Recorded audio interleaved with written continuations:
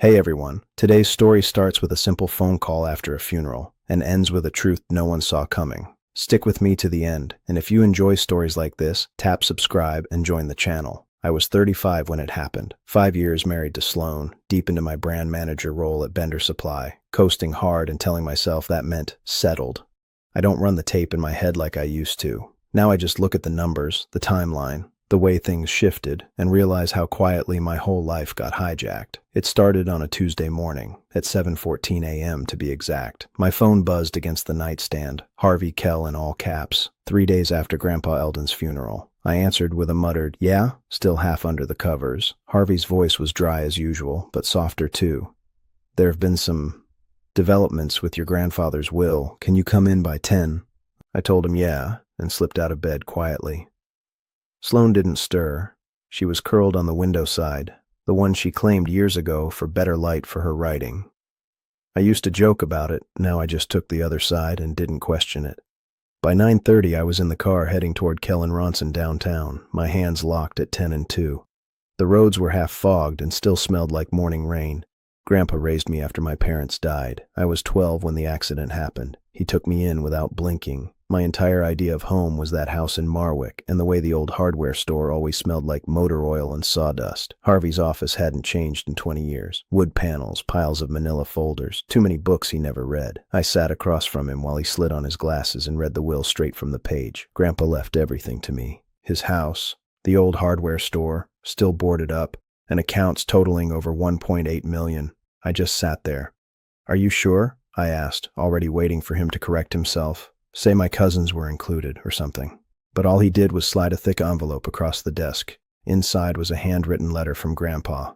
The words hit harder than the numbers. He wrote that he was proud of me, said I never chased the shiny stuff. And then, he'd watched how Sloane's eyes lit up whenever money came up, and he didn't want her near control of the inheritance. That line cracked something open in me. I folded the letter gently, like it could tear, slid it back in the envelope, and nodded at Harvey without saying anything else. Then I walked out of his office with the legal folder under my arm, thinking the hard part, the grief, was behind me. Didn't know yet that Grandpa's warning about Sloan was the thing that was about to blow everything wide open.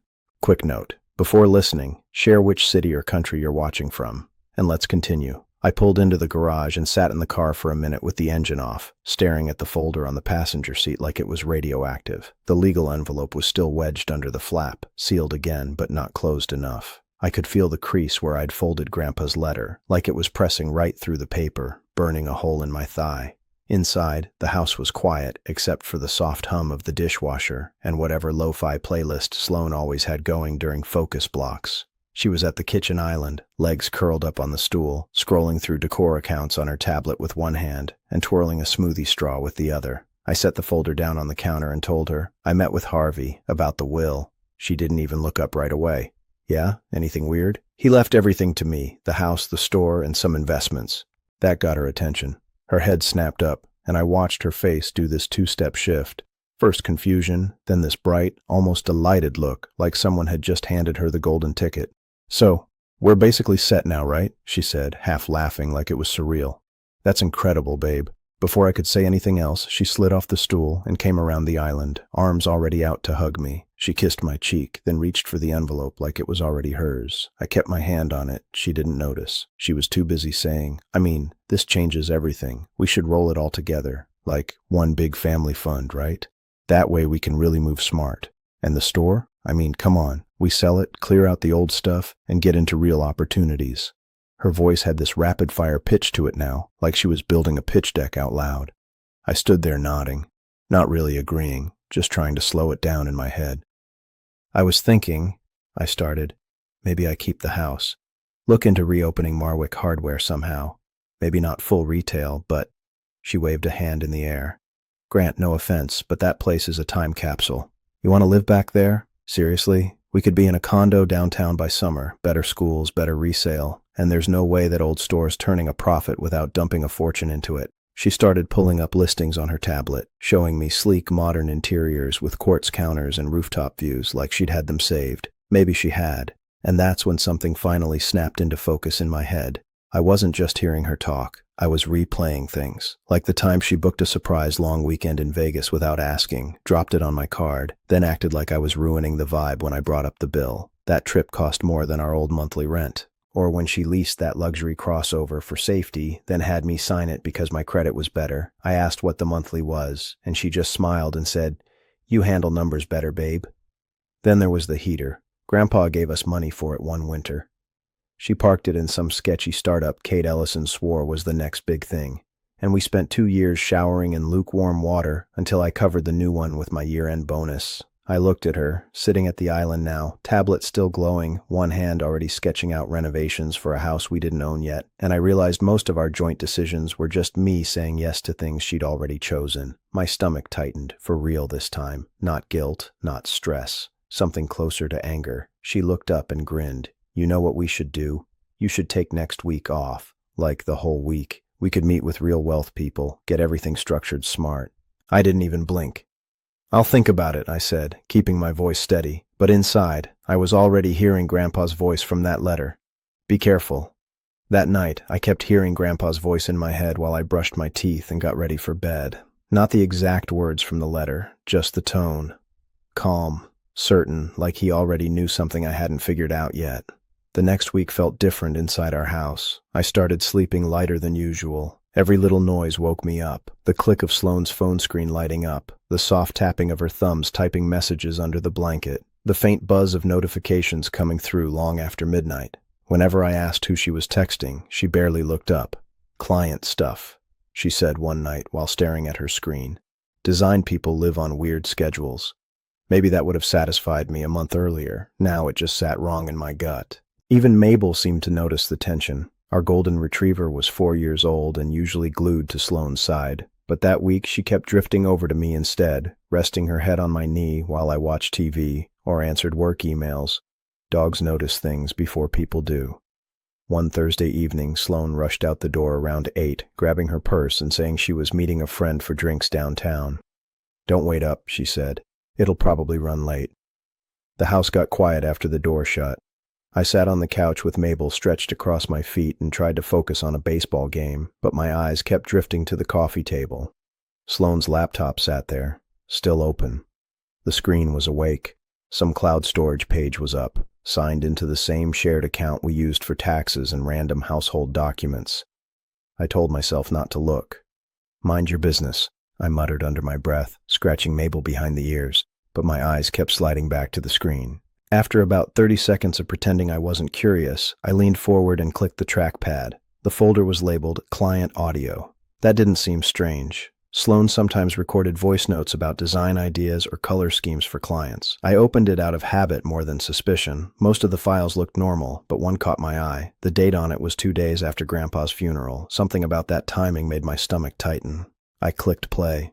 At first there was static and the sound of glasses clinking in the background. Then I heard Sloane's voice, relaxed and amused. "Well, once Grant signs everything, we move fast." A man laughed softly. His voice was smooth and confident. "That inheritance is basically your launch pad," he said. "Flip the property, dump the store, and we're out of this small-time life." Sloane laughed again, low and playful. "You should see how sentimental he gets about that stupid hardware place," she said. "But he hates confrontation, so once the paperwork's in front of him, he'll fold." The man chuckled. "Good, because once he's not a factor, the real deals start." I sat frozen on the couch while the recording kept playing. They joked, flirted, and talked about timelines like they were planning a renovation instead of tearing apart my grandfather's entire life's work. The back of my neck went numb. My own wife, sitting somewhere with some guy, talking about my inheritance like it was a pile of scrap they were about to strip for parts. When the recording ended, I didn't move for a long moment. Then I opened a new folder deep inside the cloud drive and saved a copy of the file there. After that, I went to my desk, dug out a thumb drive, and copied the audio again. My hands shook so badly I almost dropped the thing. That was the moment it stopped feeling like greed. This was a setup. The next day, during lunch break, I skipped my usual sandwich place and drove across town instead. Harvey had mentioned a lawyer once, someone he trusted when things got ugly. The building was plain brick with a small brass sign by the door, Judith Price, attorney at law. Inside, her office was simple and quiet. No fancy decor, just shelves of thick legal books and a wide desk covered in organized stacks. She looked up as I walked in. Grant Marwick? She asked. Yeah, I said, sitting down. I think I need help. I placed Grandpa's letter on the desk first, then the thumb drive. Judith didn't interrupt while I explained everything. She listened the whole time, hands folded, eyes steady. When I finished, she leaned back slightly in her chair. This smells like financial abuse, she said calmly. Possibly fraud, too. She slid a yellow legal pad toward herself and started writing. First step, she said. We gather evidence before your wife realizes anything changed. I want full statements from every account in your name, a complete credit report, and medical records from Dr. Miriam Castell confirming your grandfather was mentally sound when he changed his will. She looked up again. We billed the file quietly. I nodded and took the list she handed me. Then I stood up, tucked the paper into my jacket, and walked out of Judith Price's office, already pulling my phone out to start gathering the records she asked for. After Sloan went to bed, I stayed at the kitchen table with my laptop open, the overhead light buzzing just loud enough to get on my nerves. Mabel was curled under my feet, warm and still, like even she knew we weren't sleeping until this got handled. I opened the first account Judith told me to check and started scrolling through charges line by line. At first it felt like noise, restaurant names, payment processors, Uber receipts. But patterns started forming. There were those flights to San Diego and Denver that I never booked. Both happened the same month Sloan said she was doing on-site consultations. The crossover lease showed up like clockwork, over $800 a month. And I remembered how she said she picked that model for the safety rating. I was the one who signed it, though, because her credit was trash. Grandpa's birthday money from 2 years ago, $4,000. That was supposed to help us fix the back fence. I found the deposit, and then the transfer out 2 days later, straight into some investment platform I'd never seen. Judith would later confirm it was tied to one of Cade's holding companies. There were more. A surprise spa weekend in Napa, a weird wire transfer to a crypto exchange, and random withdrawals marked household purchases that never made it to our household. It all sat there in black and white, not even pretending to be subtle. Numbers don't care how many excuses you make. They just add up. Then I pulled my credit report. 2 revolving credit lines had been opened under my name, both digital applications. I'd never seen either one. I sent the files to Judith that night. By morning, she'd already matched the IP addresses to Sloan's laptop. And later, months later, when I read through Judith's notes from the case file, I learned something else. Cade had pressured Sloan to use her own limited assets as collateral for his business schemes. Her name was on 3 busted LLCs, and she was underwater on 2 of them. No wonder she was clawing after Grandpa's money like it was a life preserver. Harvey helped us dig through Grandpa's old records. Tucked in the back of a manila folder marked Hold, legal was a signed directive from exactly 13 months before he updated the will. It clearly named me, and only me, as the authorized person to approve any sale or restructuring of Marwick hardware.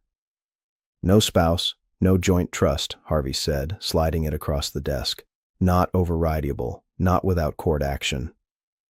I asked him why Grandpa would have put that in writing ahead of the will change. Harvey took off his glasses and sighed. He had lunch with your wife, said it rubbed him wrong. He didn't tell me exactly what she asked, but before he left, he said, I'll be gone soon, but I'm not handing my boy to the wolves. That shut me up for a full minute. Judith also pulled reports from Dr. Castell, Grandpa's doctor, who had kept detailed notes. His cognitive scores were solid, nothing flagged. One note read, Client remains clear, focused, and meticulous in business and family planning matters. That would matter later. Meanwhile, I was losing it at work. I missed a rotation in a brand rollout, forgot to send revised copy to a supplier, snapped at a delivery rep on a Tuesday morning. Dana Holt, my assistant, waited until everyone cleared out that afternoon, closed my office door, and sat down across from me like she was about to stage an intervention. You look worn out, she said, like you haven't slept in a long time. I rubbed my face with both hands. My wife and some people she's close to are pushing me hard about my grandfather's estate. I think they're setting something up. Dana nodded slowly, like none of it surprised her. Then get someone tough in your corner, Grant. Don't let them box you in. I left the office early that day and met Judith just before sunset. Her desk was covered in printed emails, flagged statements, and annotated copies of the store directive. She looked calm, almost surgical. If your wife tries to corner you into signing anything, she said, laying out the final page, you're going to let her walk right into what she thinks is a win. She tapped the folder once with her pen, and then we'll flip it on her. 2 days later, I was halfway through writing a pitch summary when my phone buzzed. It was from Sloan. Mom's doing a family dinner Sunday at 3. Little family council. Please come. I read it twice. Short, formal, off. Sloan never texted like that. Not to me. And Verna definitely never used phrases like family council, let alone punctuation. She usually just sent blurry photos of her garden with no context and captions like all set for Sunday. This was scripted. I forwarded it to Judith right away. She called me 5 minutes later, her voice flat and focused. "This is it," she said. "They're going to try to pressure you into signing something. Probably set the table with smiles and call it support. We go in prepared." That night, Sloan was in the shower when her tablet lit up on the nightstand. I wasn't even looking for anything, just happened to glance over, but the preview showed a group chat named Sunday Plan. That was all I needed to see. I tapped in fast. The thread was worse than I expected. She was coordinating with her brother Harlan, plus 2 lawyers, Dorian Vexler and Miles Cranford, about how to position the conversation, when to introduce forms, and how to keep Grant calm and on script. I didn't touch anything. Just took a photo with my phone and backed out.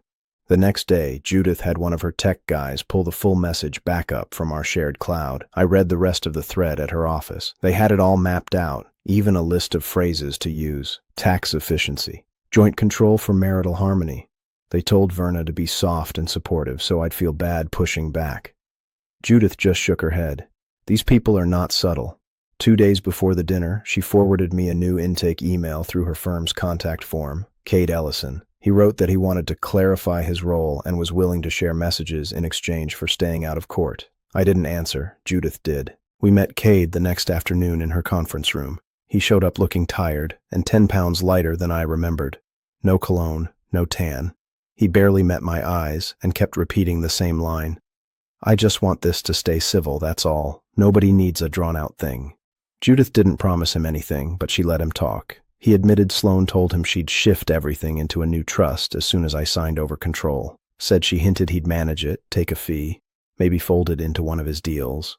Then he handed over a printed packet of screenshots. Sloan talking about squeezing maximum value from the inheritance and positioning Grant to sign quickly. I flipped through them one by one, my stomach turning the deeper I went. I'm not proud of it, but I felt something close to relief watching Cade throw her under the bus. Not because I liked the guy. I didn't. But if even her business partner was jumping ship, it meant she wasn't as in control of this as she thought. We added Cade's screenshots to the folder. Judith printed clean copies and slid them into the main binder. Then she closed it with both hands and looked me dead in the eye. "Here's what we're going to do," she said. "You're going to play confused, stall, act like you're not sure what the terms mean, let them keep pushing. And then," she smiled without humor, "when the pressure peaks, you'll say one line. Funny, I invited someone too, and I'll walk in." Sunday came with a gray sky and damp air that made my shirt cling under the jacket, the kind of weather that wraps around your neck and tells you something's coming, something heavy. My hands were slick on the steering wheel as I parked across from Verna's place. I looked back once at Mabel in the rear seat. She whined softly like she knew I was walking into a mess. I scratched behind her ears and said, "I'll bring back good news." But even I didn't buy it. Verna answered the door too fast, smile stretched a little too wide. "There's my favorite son-in-law," she said. Her eyes scanned me like she was checking for sudden movements. I stepped inside and immediately noticed the living room wasn't the same. Couch pushed to the wall, chairs arranged in a wide U-shape around the coffee table, like a focus group waiting to start. Sloan swooped in before I could take another step. She hugged me too tight, her voice turned up high like we were on camera. "Everyone's just here to help," she said. "It's so nice to have professionals guiding us through this kind of stuff." I smelled the citrus from her hairspray before she let go. 2 men were already sitting like they owned the place. Polished shoes, cufflinks, folders in their laps like it was already decided. Sloan gestured toward them. "This is Dorian Vexler and Miles Cranford. They're specialists in trusts and estates." Dorian stood first.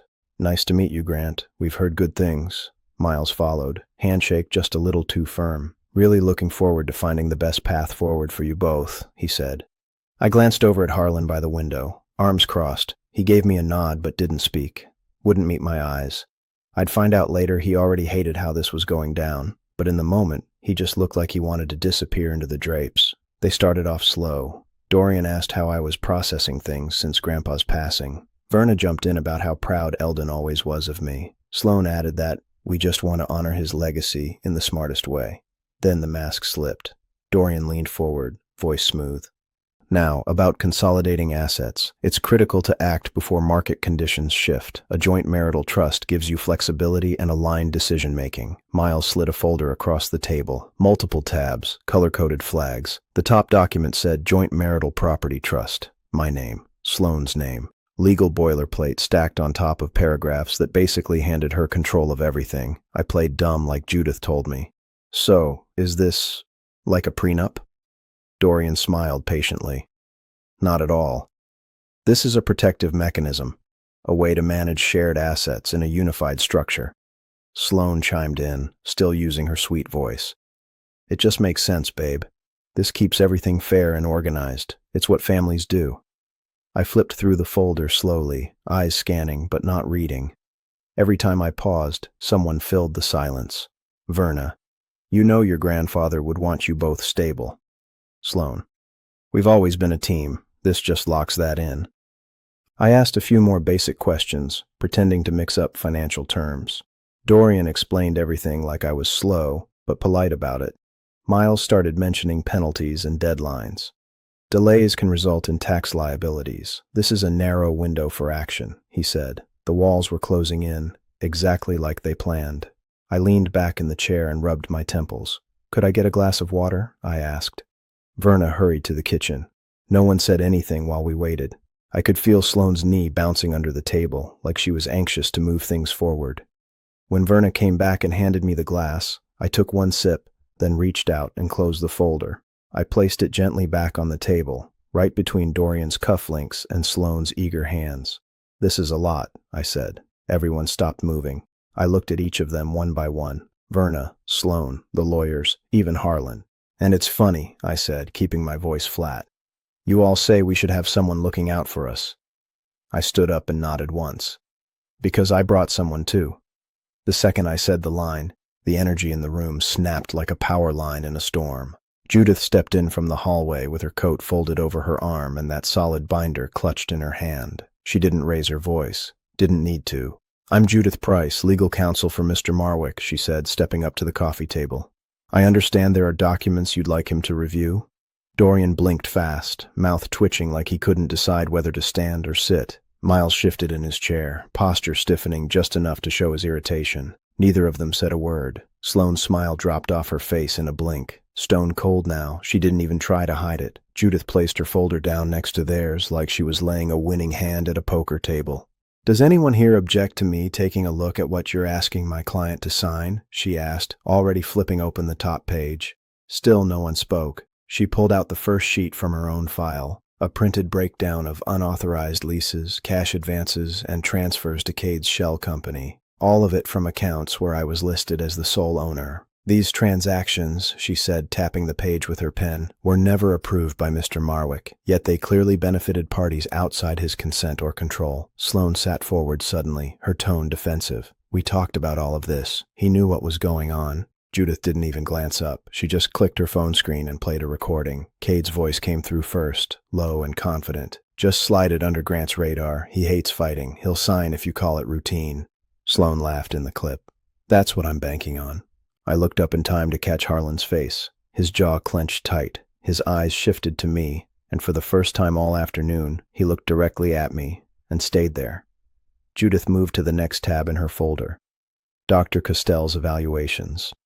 This is dated 6 weeks before Mr. Eldon Marwick revised his will. Dr. Costell notes that he demonstrated no signs of cognitive impairment and was described as meticulous in financial reasoning and forward planning. Dorian finally spoke up, straightening in his chair like someone adjusting for a hit.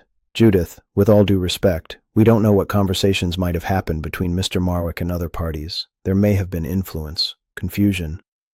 No, Judith said sharply, still not raising her voice.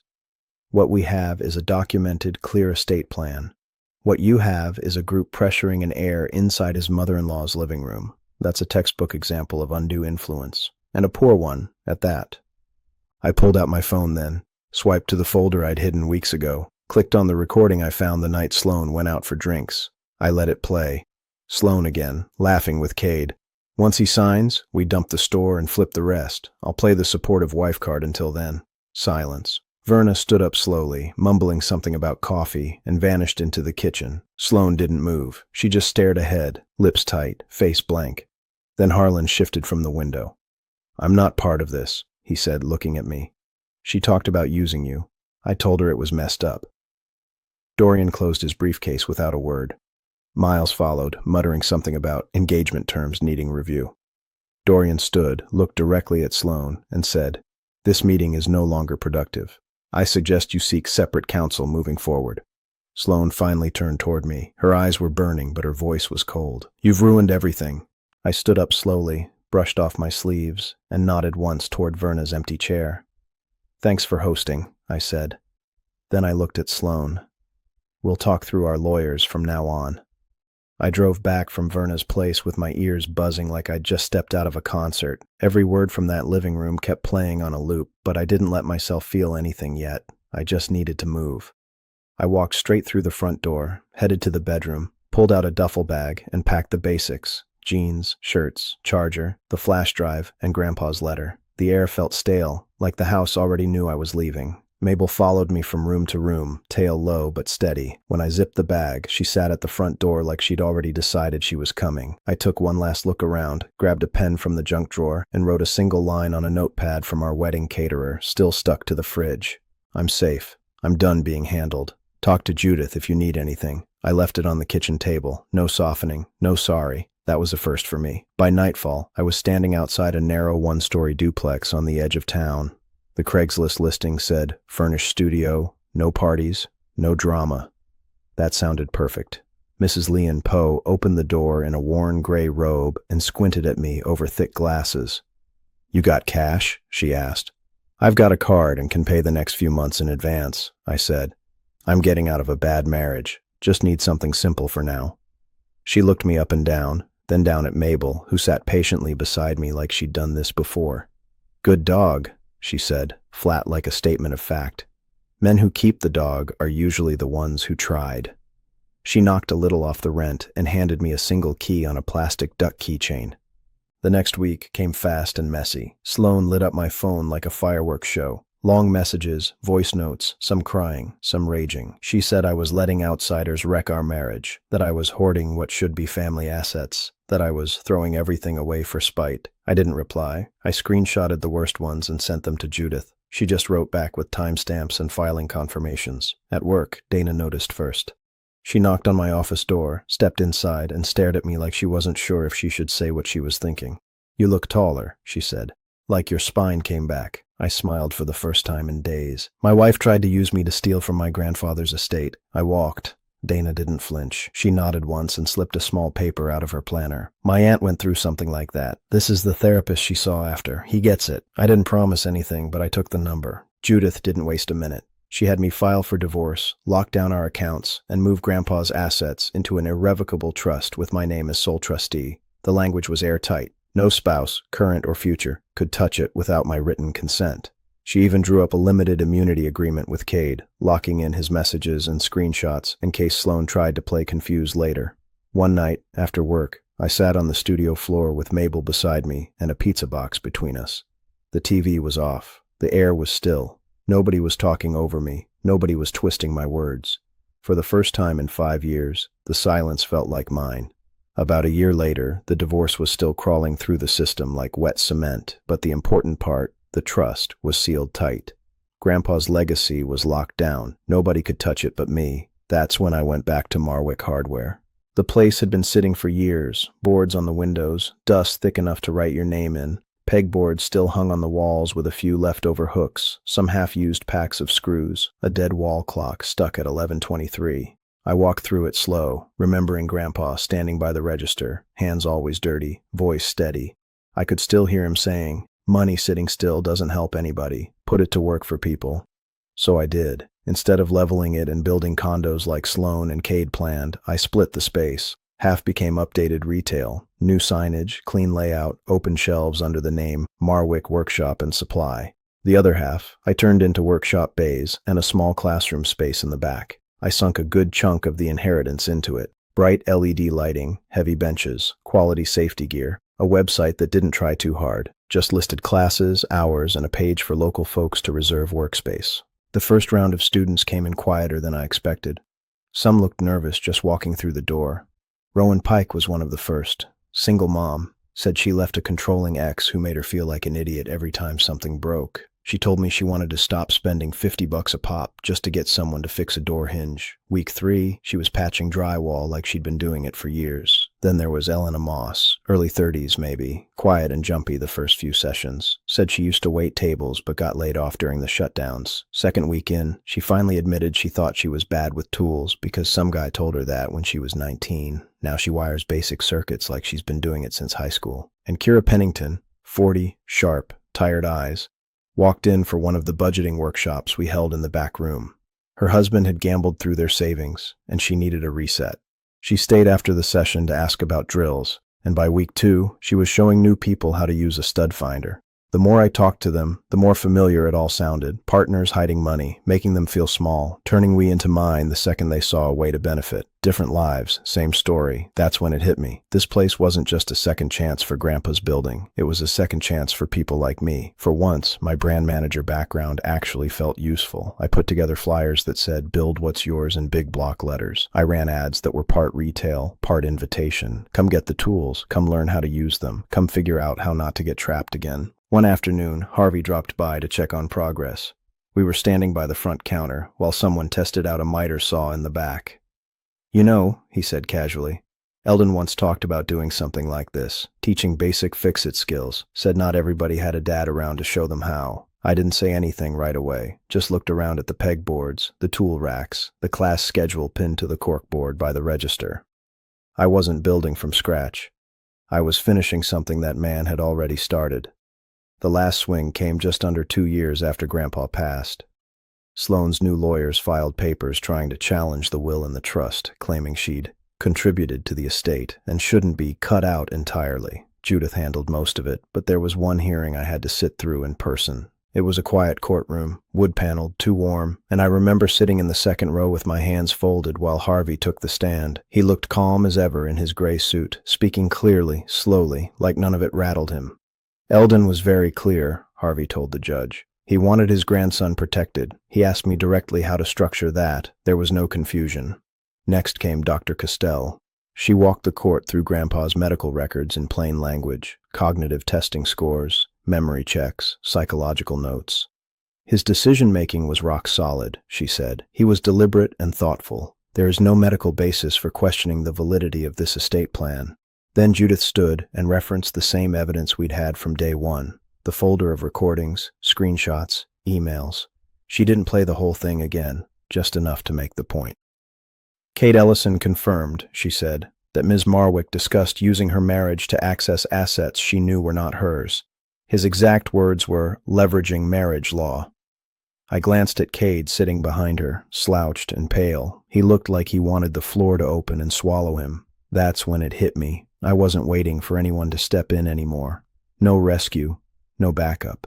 I chose this path the day I walked into Judith's office. Everything since had just been catching up to that decision. Harlan surprised me by showing up. He walked up to the stand without being called and told the judge in his usual plain-spoken way, "I warned my sister not to treat Grant like a walking credit score. That dinner wasn't a family talk. It was a setup." The judge didn't give some drawn-out speech. She just looked over her notes and ruled. "The will stands. The trust is valid. This appears to be a matter of regret, not injustice. Counsel for the petitioner may wish to help her focus on her own finances." And that was that. Sloane mostly vanished after that ruling. Harvey said she sold her luxury crossover. Harlan forwarded me an email saying she moved into a rental 2 towns over and was trying to settle her debts. Back at Marwick Workshop and Supply, I stood one afternoon in the center of the shop. Tools hung neatly on pegboard, class schedule pinned to the wall, a new flyer Dana helped me design, advertised a free program for people leaving financially abusive situations. For 5 years, I was cast as the steady husband with the good credit score.